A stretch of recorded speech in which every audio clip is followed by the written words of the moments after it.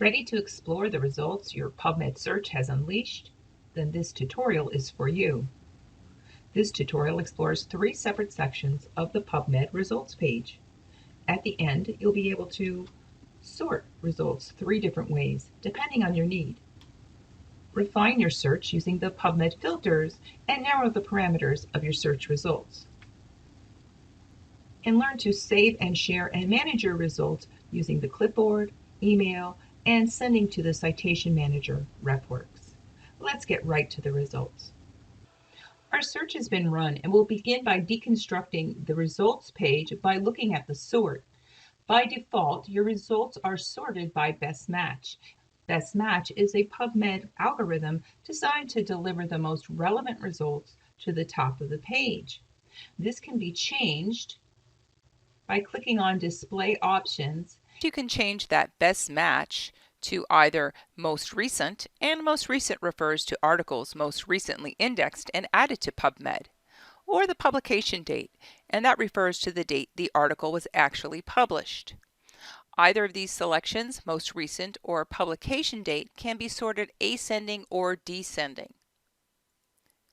Once you've made your selection, you can go back into Display Options and then change it from ascending to descending.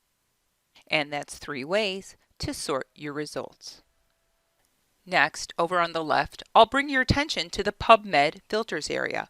Your search may have several parameters that are not easily negotiated just by entering terms in the search box. PubMed filters can help you focus and narrow your results.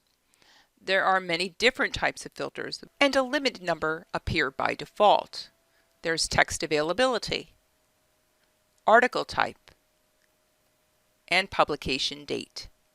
Publication date allows you to utilize one of 3 presets, 1 year, 5 year, or 10 years. Or you can enter a custom range by modifying the timeline at the top of the page. The timeline shows the publication date distribution of your results. Expand, and then move the slider to your custom range. Next, I'll bring your attention to the text availability area.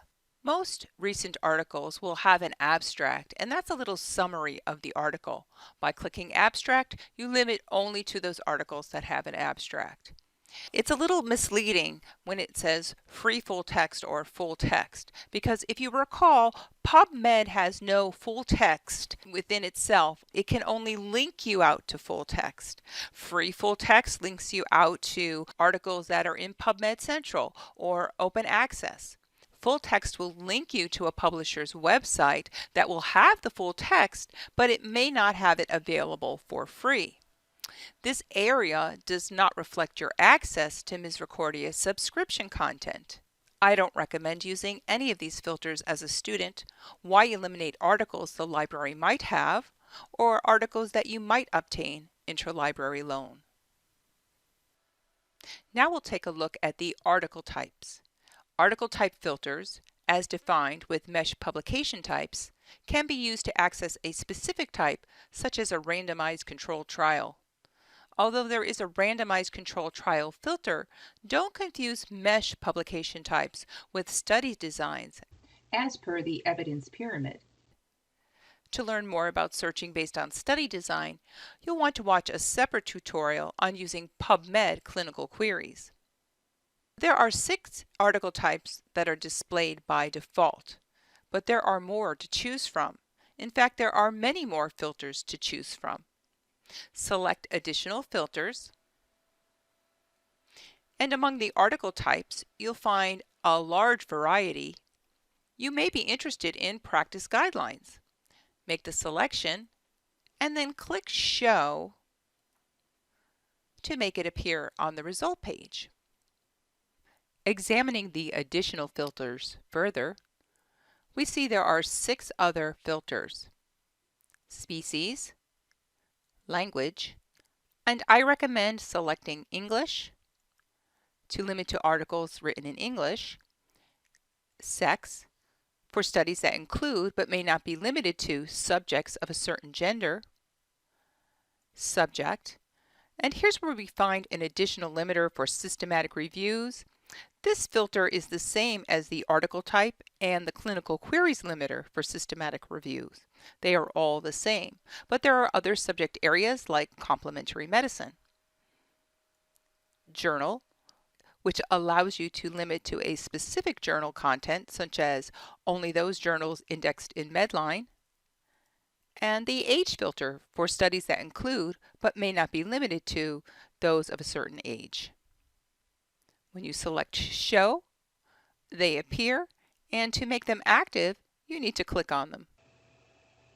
Throughout your search session, your applied filters will remain unless you deselect them or reset all filters at the bottom of the page. Additional filters that were made visible will remain when you close your browser as long as you don't clear your browsing data, your cookies. Alternatively, you can customize your PubMed experience by creating an NCBI account. Those customizations will remain each time you sign into your account. The third area to explore allows us to manage our search results. We have the option to save our results or selected results to a file, but few of us will choose that option. We may choose to email ourselves, our professor, or a librarian either a selected set of results or all the results on the page. Alternatively, you might want to share an individual article. In that case, you'll want to use the share feature beneath that article and use the permalink that's provided. But most of us will benefit from using the Send To feature and sending the result list to a citation manager. Again, you can select all results on the page or make a selection. Then create a file. And that file will be sent to your downloads. From the library homepage, access the database's A through Z list and scroll down to get to RefWorks.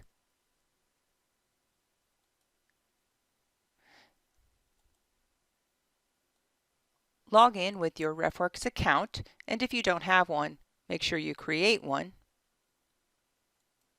Once inside RefWorks, click on All References. Then in the top menu, click on Add with the plus sign. You're going to import references from a file. Here you'll select the file from your computer. Here it is in my downloads. RefWorks recognizes it as a .nbib file from PubMed. Once you import, click on Import once again. And 10 documents have been saved. This is how you get references from PubMed into your RefWorks database. The Send To area has one more feature to explore: the clipboard. The clipboard is a temporary holding station. While you search, you can select articles to review later or consider sending to RefWorks. Just make your selection of your article, and only when you make the selection and send will clipboard appear below the search box. Click on Clipboard and you'll find your items. Notice they're only available for 8 hours. But within the clipboard area, you have the same management features as you do on the results page. And you can send them to RefWorks if you choose. If you want to save results longer than the 8 hours, then you can send them to Collections. But Collections requires that you set up an NCBI account. Learning to set up NCBI is in a separate tutorial. We've learned to sort, refine, and manage our results. Now we'll look at the actual results area. There are 2 ways to view results: the summary default or the more detailed abstract view. The summary view allows you to quickly scan the results to get a sense about the relevancy of the articles resulting in your search. Based on the best match sort, we can see the first article highly relevant to our search. But not much further down, we begin to see the term fasting being used differently, being used as a component to a blood test. not related to intermittent fasting. Recall from the tutorial on the search details that intermittent fasting mapped to the mesh term fasting. I would recommend revising the automatic term map search to eliminate the mesh fasting and leave intermittent fasting as a phrase. Recapping, revising a search, go to the advanced search, scroll to your search details, copy and paste into the query box. Then highlight and delete the content on fasting and leave the portion on intermittent fasting as a phrase. Now we have 10 highly relevant results. As we scroll through, we can see the relevancy. Sometimes less is more. If I wanted, I could change the display option from the summary view to the abstract view. The abstract view allows me to read the entire abstract and to access the other portion of the record page. But this long length is not conducive to quickly reviewing and getting a sense of the results. I would proceed to the details, or more easily in the summary view, click on the title to get to the record page of that article. Follow to the PubMed record page tutorial and we'll explore the content in depth.